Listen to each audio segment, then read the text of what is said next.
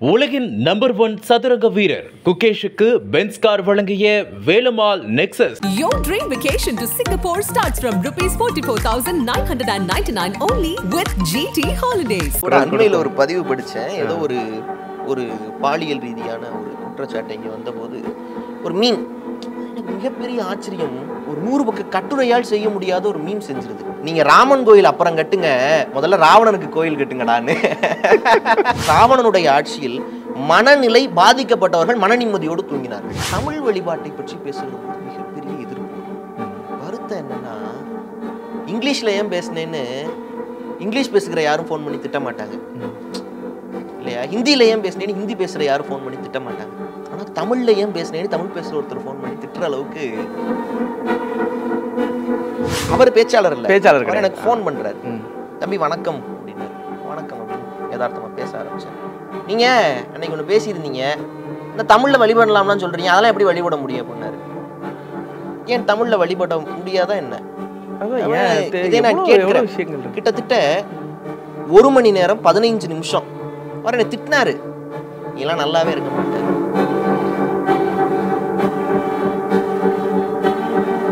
உங்க கூட பார்ட்டிசிபேட் பண்ணவங்கள நான் வந்து போட்டியாளர் தான். ஆனா என்ன அவரோட பேச்சால என்ன இழுத்துட்டாரே அவர் அப்படின்னு நாகமுத்து பாண்டியன் ஒரு மாதிரி அது ஒரு நகைச்சுவை. அந்த இதுல அந்த நடிகர்களை பத்தி பேசுறப்ப அதை நானே ரொம்ப ரசிச்சேன். உங்களுடைய கொள்கை என்னன்னு கேட்டது. அதுக்கப்புறம் நீங்க ஒரு அரசியல்வாதியா பேசாதீங்க, நீங்க ஒரு ரசிகனா பேசுங்க. நான் ரொம்ப ரசிச்சு சிரிச்சேன். முக்கியமா எல்லா பேச்சாளர்களும் சொல்றேன், முருகனுக்கு அந்த அளவுக்கு ஒரு முக்கியத்துவம் கொடுக்கறது எதனால? ஏன்னா எல்லாருமே ஒவ்வொரு மேடையில ஏதாச்சும் ஒரு விஷயம் வரும்பொழுது முருகனை அந்த அளவுக்கு ஆர்ப்பரிச்சு பேசுறாங்கல்ல. நிறைய இருக்கு, அது கேள்வியா இருக்கும். அதனால இது ஒரு மிகப்பெரிய ஒரு ரொம்ப லாங் எகோ போகணும் அப்படிம்பாங்க. அந்த மாதிரி போனோம்னா இதுக்கான பதில் நமக்கு கிடைக்கும். பொதுவாகவே 2 காரணங்கள் இருக்கு முருகனை நாம் கொண்டாடுவதற்கு. தமிழர்களுடைய வழிபாடு எப்படிப்பட்ட வழிபாடு அப்படின்னா, யார்கிட்ட கேள்வி கேட்டால் கரெக்டாக இருக்கும்? அப்போ ஒரு கிரேட் பாஸ் இருப்பார், அவர் சொன்னால் சரியாக இருக்கும்னா வள்ளுவர் சொன்னால் சரியாக இருக்கும் தானே? நீங்கள் வள்ளுவர் சொன்னால் ஏற்றுக்குவீங்க தான்? கண்டிப்பாக. வள்ளுவர்கிட்ட கேட்குறாங்க எது ரொம்ப முக்கியம் அப்படின்னு. தென்புலத்தார், தெய்வம், விருந்து, ஒக்கல், தான் என 5 ஓம்பல் தலை அப்படிங்கிறாரு. தென்புலத்தார்னா நம்முடைய முன்னோர்கள், தெய்வம்னா இறை, விருந்துன்னா விருந்தினர்கள், ஒக்கல்னா சுற்றத்தார், தான்னா நான் என் குடும்பம். இந்த 5ஐயும் பேணி பாதுகாப்பது தான் தலையாய கடமை அப்படிங்கிறார். இப்போ மற்றதையெல்லாம் விட்டுருவோம். முதல்ல 2 இருக்கு. தென்புலத்தார்னு ஒன்று இருக்கு, தெய்வம்னு ஒன்று இருக்கு. இப்போ இந்த தென்புலத்தார் எந்த இடத்தில் தெய்வத்திலிருந்து வேறுபடுகிறார் அப்படின்னு பார்க்கணும். இப்போ நான் இருக்கேன், நான் என் குடும்பத்துக்கு நல்லவனா இருக்கேன் அப்படின்னா என்ன பண்ணுவாங்க? நான் இறந்த பிறகு என்னுடைய புகைப்படத்தை என்னுடைய வீட்டில் மாட்டி வழிபடுவாங்க. பேர குழந்தைகளுக்கு என்னுடைய பேரை வைப்பாங்க.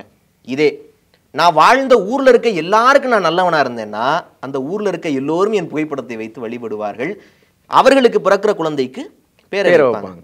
இதற்கு ஒரு நல்ல உதாரணம் சொல்லணும்னா தேனி மாவட்டத்திற்கு போகலாம். பென்னி குயிக் அவர் தமிழ்நாட்டுக்காரர் கிடையாது. இன்னும் சொல்ல போனால் அவர் இந்தியாவை சார்ந்தவர் கூட கிடையாது. இன்றைக்கும் பிறக்கிற குழந்தைகளுக்கு பென்னி குயிக்னு பெயர் வைக்கிறாங்க, பொங்கல் வைக்கிறாங்க, பால்குடம் எடுக்கிறாங்க.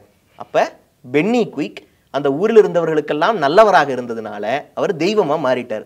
இப்ப வள்ளுவர் இதுக்கும் ஒரு குறள் சொல்றாரு, வையத்துள் வாழ்வாங்கு வாழ்பவன் வான் உரையும் தெய்வத்துள் வைக்கப்படும் அப்படிங்கிறார். அப்ப நான் என் குடும்பத்துக்கு நல்லவனா இருந்தேன்னா தென்புலத்தாரா இருக்கலாம், முன்னோர் வழிபாடு. நான் ஊர்ல இருக்க எல்லாருக்கும் நல்லவனா இருந்தேன்னா நான் தெய்வமா இருக்கலாம், அது எல்லோரும் வழிபடுகிற தெய்வ வழிபாடு. அப்ப முருகன் முன்னோர் தான், எல்லோருக்கும் நல்லவனாக இருந்த ஒரு முன்னோர் அப்படிங்கிறது முதல் காரணம். 2வது காரணம் என்ன அப்படின்னா, இறைவனை அடைவதற்கு 4 வழி சொல்றாங்க.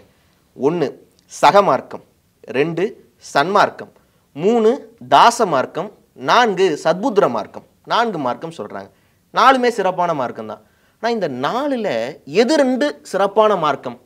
2 சொல்லுங்க அப்படின்னா, சகமார்க்கமும் சத்புத்திர மார்க்கமும் ரொம்ப சிறப்பான மார்க்கம். இதில் சகமார்க்கம்னா என்னன்னா, ஃப்ரெண்டா பழகிறது கடவுள்கிட்ட. அதனால தானே தன்னுடைய நண்பர் சுந்தரருக்காக சிவபெருமான் தூது போறாரு. எதுக்கு? காதல் தூது போறாரு. காதல் தூது போறாரு, ஆச்சரியம் 2 தடவை. சிவபெருமான்கிட்ட சொல்றாரு, எப்ப நான் பொய் சத்தியம் பண்ண போறேன், நீ என்ன பண்ணி இங்க இருக்காத மரத்தடிக்கு போயிருங்கிறாரு. அப்ப தண்ணிய ஆத்துல விட்டுட்டு குளத்துல போய் எடுக்கிறாரு தங்கத்தை. அதுக்கு மாற்றுரைக்கிறாரு விநாயகர். அப்ப கேட்டதையெல்லாம் பண்றாரு. ஏன்னா ஃப்ரெண்டு மச்சான் அதை பண்றான்னா பண்றான்ல, அப்ப ஃப்ரெண்டு. அப்ப சக மார்க்கம். சிறந்தது. இதை விட சிறந்தது எதுன்னா சத்புத்திர மார்க்கம். ஏன்னா சக மார்க்கத்துல கேட்டதை மட்டும்தான் இறைவன் செய்வார், சத்புத்திர மார்க்கத்துல கேட்காமலே செய்வார். ஏன்னா சத்புத்திர மார்க்கம்னா அப்பா புள்ள. யாருன்னா ஞானசம்பந்தர் எடுத்துக்கலாம். ஞானசம்பந்தர் அழுகிறாரு, பார்வதி என்ன பண்றாங்க, ஞானப்பால் கொடுக்குறாங்க. அடுத்து அவர் நடந்து போறாரு, சிவபெருமான் பார்க்குறாரு, அச்சோ புள்ள நடந்து போகுதே, கால் வலிக்குமே அப்படின்னு முத்துச்சிவி பல்லக்க கொடுக்குறாரு. அதுல ஏறி போறாரு. அவர் கையில தாளம் போடுறாரு. ஐயோ பிள்ளைக்கு கை வலிக்குமே, செவந்து போயிருமேன்னு என்ன பண்றாரு, தங்கத்துல தாளம் கொடுக்குறாரு. ஓசை வரல, உடனே அழுகிறாரு. உடனே ஓசை தந்த நாயகியா அம்மனே வந்து ஓசை கொடுக்குறா, இன்னைக்கு இருக்கு. அப்ப அவர் எதையுமே கேட்கல, கடவுளே கொடுத்தாரு. ஏன், தன் பிள்ளைக்கு எது தேவைன்னு கடவுளுக்கு தெரியும், அப்ப கொடுப்பாரு. அப்ப தமிழர்கள் எப்பவுமே என்ன பண்றாங்க, இறைவனை தன் பெற்றோராக நினைக்கிறார்கள். அதனாலதான் நீங்க பாருங்க, பெரிய வியப்பு.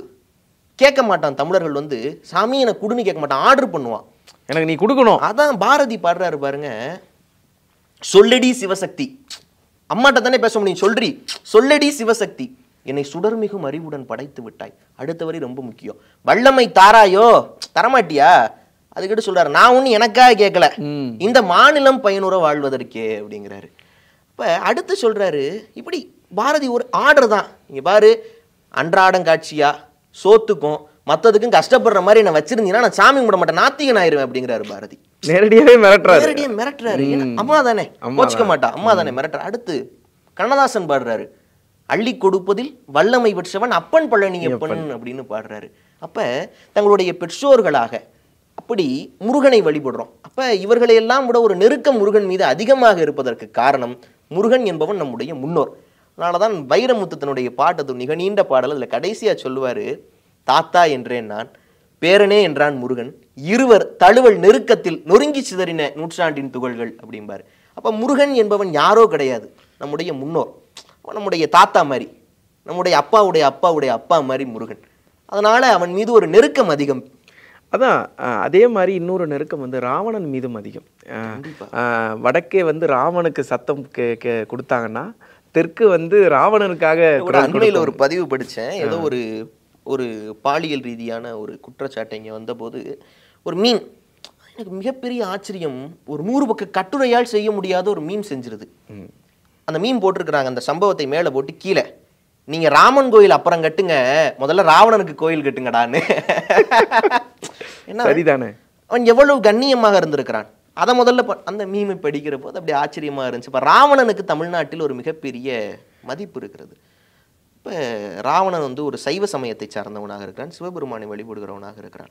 இல்லை, சைவ சமயத்தில் ரொம்ப முக்கியமானது திருநீர் இல்லையா? திருநீர் இப்படி பூசுவோம், திருமண் இப்படி போடுவோம். ரெண்டுக்கும் ஏன் தெரியுமா, நம்ம ஏன் திருநீர் பூசுகிறோம்? தெரியலையே, நீங்களே சொல்லிடுங்க. இப்போ திருமண் யாரு பூசுவா அப்படின்னா, எந்த மரபில் இறந்தவர்களை புதைக்குற மரபு இருக்கிறதோ அவங்க திருமண் பூசுவாங்க. எரிக்கிற மரபுல இருக்கிறவங்க திருநீர் பூசுவாங்க. எதுக்கு திருமண் பூசுறதா, காலையில் எந்திரிச்சு திருமண்ணை பூசுகிற போது, நீ இப்படி தாண்டா ஒரு நாள் மண்ணுக்குள்ள போற, தப்பு பண்ணாம இரு அப்படின்னு சொல்றதற்காக திருமண்.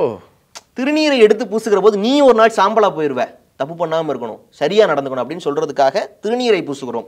அதனாலதான் வாரியார் அழகா சொல்லுவாரு, திருநீருக்கு எக்ஸ்பிரி டேட் கிடையாது, எக்ஸ்பிரி டேட் இல்லாத பொருள் திருநீர், ஆனால் அந்த திருநீர் உனக்கு எக்ஸ்பிரி டேட் இருக்கிறதுங்கிறத சொல்றதற்காக அப்படிம்பாரு. இந்த திருநீர் ரொம்ப முக்கியமான ஒண்ணு சைவ சமயத்துல. ஓகே, இப்ப இந்த திருநீருக்கு ஒரு அம்பாசிடர் வேணும்ல. இன்னைக்கு இந்த வாட்ச்னா இவர் ஒரு அம்பாசிடரா வர்றாரு, இந்த கார்னா இவர் ஒரு அம்பாசிடரா வர்றாரு. அப்ப திருநீருக்கு யார் அம்பாசிடர்? அப்ப ஞானசம்பந்தர் சொல்றாரு, மந்திரமாவது நீரு வானவர் மேலது நீருன்னு வரும்ல, அதுல சொல்ற ராவணன் மேலது நீரு அப்படிங்கிறாரு. அப்ப திருநீருக்கு பிராண்ட் அம்பாசிடர் ராவணன் தான். ராவணனை மிஞ்சிய சிவபக்தனே கிடையாது. ஆனா அவனை இப்ப வந்து திருஞான சம்பந்தர் வந்து பதிகம் பாடுறதுல சிறந்தவர். அவர் ஒவ்வொரு முறை பதிகம் பாடுகிற போதும் 8வது பாடல்ல கண்டிப்பா ராவணனை வைப்பார், ஒவ்வொரு பாடல்லையும் வைப்பார். ஏன்னா ராவணன் என்ன பண்றான், வீணை வாசிக்கிட்டு இருக்கிறான், நரம்பு அந்து போயிருது, தன்னுடைய கை நரம்பை எடுத்து அதை வீணைக்கு நரம்பா போட்டு சாமகானத்தை மீட்டினா அப்படிங்கிறோம். இது ஒரு காரணம். எல்லாம் புனைவு கதைகள்னு கூட வச்சுக்கோங்களேன். ஆனாலும் கூட இந்த அளவுக்கு அவன் ஒரு சிவபக்தன்கிறது முதல் காரணம். 2வது காரணம், அவன் ஒரு தமிழ் மன்னன். ராவணன்னா அரக்கன், அவன் ரொம்ப மோசமானவன் அப்படின்னு பாருங்க. அவருடைய பார்வையே தமிழர்கள்னா குரங்கு, தமிழர்னா மோசமானவன், தமிழன்னா அரக்கன் அப்படின்னு ஒரு ஸ்டீரியோ டைப் பண்றது. இவர்கள்னால இப்படித்தான் இருப்பார்கள் அப்படின்னு ஒரு ஸ்டீரியோ டைப்பிங்ல அப்படி பேச. பல இந்தி படங்கள்ல பாரா வில்லன் பேரு ராவணன்னு வைப்பாங்க, இல்ல இந்த ராவணன்னு வைப்பாங்க. இல்லை, ராவணனுடைய வரலாறு நிறைய பேர் எழுதி இருக்கிறாங்க. அப்போ ராவணன் ஒரு நல்ல மன்னனாக இருந்திருக்கிறான். நீங்க பாருங்க, ராவணனுடைய ஆட்சியில் மனநிலை பாதிக்கப்பட்டவர்கள் மன நிம்மதியோடு தூங்கினார்கள். அது ரொம்ப ஆச்சரியம். மனநிலை பாதிக்கப்பட்டவர்கள் தூங்க மாட்டாங்களா, மருந்து கொடுத்து தான் தூங்க வைப்பாங்க. ஆனால் ராவணனுடைய ஆட்சியில் மனநிலை பாதிக்கப்பட்டவர்கள் மன நிம்மதியோடு தூங்கினாங்க. ராவணன் என்ன பண்ணானா, சிறை பிடிச்ச தேவர்களை எல்லாம் கூட்டிட்டு வந்து ஊரை சுத்தம் பண்ற வேலையெல்லாம் பார்த்தானா. அவன் மக்கள் கஷ்டப்பட்டதே இல்லையா, அவன் மக்களுக்கு கண்ணீர் சிந்தினதே இல்லை. ஏன்னா அவனுக்கு கண்ணீர்னா என்னன்னே தெரியாது. அவ்வளவு ஒரு ஆகச்சிறந்த மன்னனாக இருக்கிறான், தமிழ் நிலத்தின் அடையாளமாக இருக்கிறான். அதனால கண்டிப்பாக நாங்கள் ராவணனை கொண்டாடுவோம். அதற்காக ராமனை தூட்சுவோம்னு அர்த்தம் கிடையாது, ராவணனையும் நாங்கள் கொண்டாடுவோம். கம்பனுக்காக ராமனை கொண்டாடுவோம் அப்படிங்க. ராவணனை கொண்டாடுற விஷயங்களா இருக்கட்டும், அரசியல் பேசுறதா இருக்கட்டும், ஏதாவது ஒரு இடத்துல வந்து எதிர்ப்பு குரல் வந்திருக்கும்ல, நீ வந்து இதை பேசக்கூடாது. எப்போதுமே தமிழ்நாட்டில் வந்து குரல் விலை வந்து அவ்வளோ சீக்கிரத்தில் ஒருத்தர் குரல் விலையை நெருக்கிட முடியாது. ஆனால் ஒரு சிலர் வந்து அதை ட்ரை பண்ணுவாங்க. ஏதாவது ஒரு சூழ்நிலையில அது மாதிரி உங்களை ட்ரை பண்ணியிருக்காங்களா? ராவணனை பற்றி பேசிய இல்லை ராவணன் பொதுவாக நான் பொதுவாக அப்படின்னா, இந்த தமிழ் வழிபாட்டை பற்றி பேசுகிற போது மிகப்பெரிய எதிர்ப்பு வரும். வருத்தம் என்னன்னா, இங்கிலீஷில் ஏன் பேசினேன்னு இங்கிலீஷ் பேசுகிற யாரும் ஃபோன் பண்ணி திட்ட மாட்டாங்க இல்லையா, ஹிந்தியில் ஏன் பேசினேன்னு ஹிந்தி பேசுகிற யாரும் ஃபோன் பண்ணி திட்ட மாட்டாங்க. ஆனால் தமிழில் ஏன் பேசினேன்னு தமிழ் பேசுகிற ஒருத்தர் ஃபோன் பண்ணி திட்டுற அளவுக்கு இருக்கு. தமிழ் பேசுகிறவரையா? அவர் பேச்சாளர் இல்லை, பேச்சாளர். எனக்கு ஃபோன் பண்ணுறாரு, தம்பி வணக்கம் அப்படின்னாரு. வணக்கம் அப்படின்னு யதார்த்தமாக பேச ஆரம்பித்தேன். நீங்கள் அன்னைக்கு ஒன்று பேசியிருந்தீங்க, என்ன தமிழில் வழிபடலாம்னு சொல்கிறீங்க, அதெல்லாம் எப்படி வழிபட முடியும் அப்படின்னாரு. ஏன் தமிழில் வழிபட முடியாதா என்ன? இதை நான் கேட்கிறேன். கிட்டத்தட்ட 1 மணி நேரம் 15 நிமிஷம் அவர் என்னை திட்டினாரு. நீ எல்லாம் நல்லாவே இருக்க மாட்டேன், நீ இப்படிலாம் பேசுற, இதனால எத்தனை பேருக்கு வாழ்வாதாரம். நான் ஒரு விஷயத்தை நான் இங்க பதிவு பண்ணணும்னு நினைக்கிறேன். இது வருமா வராதான்னு எனக்கு தெரியல. இல்ல கண்டிப்பா மனதில் இருக்கிற ஒரு விஷயம். அவர் என்ன ஒரு விஷயம் சொன்னார், ஒருவேளை சமஸ்கிருதத்தில் மந்திரம் சொல்லாம தமிழ்ல சொல்லலாம் நீங்க சொன்னீங்கன்னா, சமஸ்கிருதம் படிச்சவன் எத்தனை பேரு சோத்துக்கு வழி இல்லாம கஷ்டப்பட்டு செத்து போவான் தெரியுமா, அவனை நினைச்சு பாத்தியா அப்படின்னு என்னை கேட்டார். பதிலுக்கு நான் கேட்டேன், அப்படி சாகரவனை பத்தி நினைச்சு பார்த்தீங்களே, என் கூட பிறந்தவன் சாக்கடை அள்ளி மலைக்குழிக்குள்ள அள்ளி இறங்கி இத்தனை வருஷமா செத்து போய்கிட்டே இருக்கானே, அவனை பார்த்து நீங்க ஏன் வருத்தப்படவே இல்லை? சமஸ்கிருதத்தை விட்டு தமிழுக்கு மாறினா 10 பேர் செத்து போயிடுவானா, மலைக்குழியில் இறங்கி 300-400 பேர் செத்து போறானே, அவனை பத்தி நீங்க ஏன் வருத்தப்படலை? அப்ப உங்களுடைய வருத்தம் பக்தியின் மீதானதோ மொழியின் மீதானதோ அல்ல, ஒரு குறிப்பிட்ட இனத்தின் மீதானதா இருக்கு. அதுதான் எங்களுக்கு வேதனையா இருக்கு. இப்ப ஏன் தமிழ்ல வழிபட முடியாது? நீங்க பாருங்க, மற்ற மொழியில வழிபட்டவர்கள் எல்லாம் இறைவனை நோக்கி போனார்கள், தமிழ்ல வழிபட்டா இறைவன் வந்தான். எங்க ஆள் ஒருத்தர் இருந்தாரு, திட்டாரு, பித்தா பித்தா புரை சூடும் பெருமானே அப்படிங்கிறாரு. பித்தாங்கிறாரு. திட்டினா எங்கேயாவது இறைவன் சந்தோஷம், தமிழ்ல திட்டினா இறைவன் சந்தோஷப்பட்டிருக்கான். 2 பாட்டு பெருமாளை வீதிக்கு கூட்டிட்டு வந்துச்சு, திருப்பி பெருமாளை கோயிலுக்குள்ள கூட்டிட்டு போனுச்சு. அந்த பாடல் உங்களுக்கு தெரிஞ்சிருக்கும்னு நினைக்கிறேன். இப்ப இது போல எத்தனையோ பாடல்கள். அப்ப இறைவனை மயக்குகிற சக்தி தமிழுக்கு இருக்கு. இறைவனே தமிழ் எழுதி இறையனார்னு கையெழுத்து போட்டு கொடுக்குறாரு, தமிழ் புலவர்களோட வாதாட வர்றாரு. இவ்வளவையும் பண்ண முடியும்னா தமிழால ஏன் இறைவனை வழிபட முடியாது இல்லையா? இதுதான் எங்களுடைய கேள்வி. அப்ப இதுக்கு மிகப்பெரிய எதிர்ப்பு இருக்கிறது. தமிழ் வழிபாடுங்கிறதே தப்பு அப்படின்னு சொல்றாங்க. அதுக்கு தான் மிகப்பெரிய எதிர்ப்பு வருது. அதற்கு பிறகு இந்த நடிகர்களை பற்றி பேசுகிற போது சில நேரங்கள்ல எதிர்ப்பு வரும். அதை வந்து சமாளிக்கிறது கொஞ்சம் கடினம் தான். இது வரைக்குமே கேள்விகளாக நிறைய கேட்டேன், அதுக்கேற்ற பதில்கள் சொன்னீங்க. ஆனா இப்ப வந்து கேள்வியும் கொஞ்சம் வேகமா இருக்கணும், பதிலும் கொஞ்சம் வேகமா இருக்கணும். நீங்க ரேபிட் ஃபயர்னு சொல்லுவாங்களே, அது மாதிரி கூட வச்சுக்கலாம். அதுல சின்ன சின்ன விளக்கங்கள் கூட நீங்க சொல்லலாம். எனக்கு முதல்ல வந்து உங்கள்கிட்ட கேட்கணும் அப்படிங்கிறது வந்து, கருப்பு சட்டை போட்டிருக்கீங்க, அதனால இந்த கேள்வி உங்களுக்கு தான். அவரோட பேரும் உங்களுக்கு ஃபர்ஸ்டே சொல்லிடுறேன், பெரியார். பெரியார்னு சொன்னோன்னே என்ன? சுயமரியாதைக்காரர். சுயமரியாதைக்காரர். கலைஞர் செய்து பழுத்த பழம் தூயதாடி மார்பில் விழும் மண்டை சுரப்பை உலகத்திலும் அவர்தான் பெரியார். வாவ். அடுத்து வந்து கலைஞர். தன்னுடைய கரகரத்த குரலால் நிறைய புதிர்களுக்கு பதில் சொன்னவர். ஓகே. அந்த கரகரத்த குரல் இங்கு சூழ்ந்திருந்த நிறைய அமைதிகளை கலைத்திருக்கிறது. அண்ணா பேச்சாளர். உங்களுக்கெல்லாம் முன்னோடி. கண்ணதாசன். கவிஞன்.